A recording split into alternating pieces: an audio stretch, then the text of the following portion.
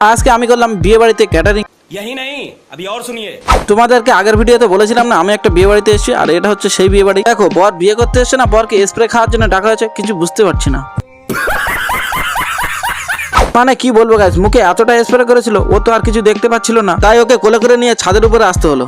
আর দেখো তোমরা হয়তো অনেকে ভাবছো বিয়ে বাড়িতে প্যান্ডেলটা কই, আজ কয়েকদিন এত বৃষ্টি হচ্ছিল যে প্যান্ডেলটাই করা হয়। যাই হোক, এবার বরকে খাওয়ানোর জন্য আমরা টিফিনের সঙ্গে বিরিয়ানিটাও রেডি করছিলাম। এরপর আমরা চলেছিলাম বরযাত্রীকে খাওয়াতে, আর এখানে বেশি ভিডিও করা হয়নি। যাই হোক, তোমাদেরকে দেখাই আমরা বরকে কি কি খেতে দিয়েছিলাম।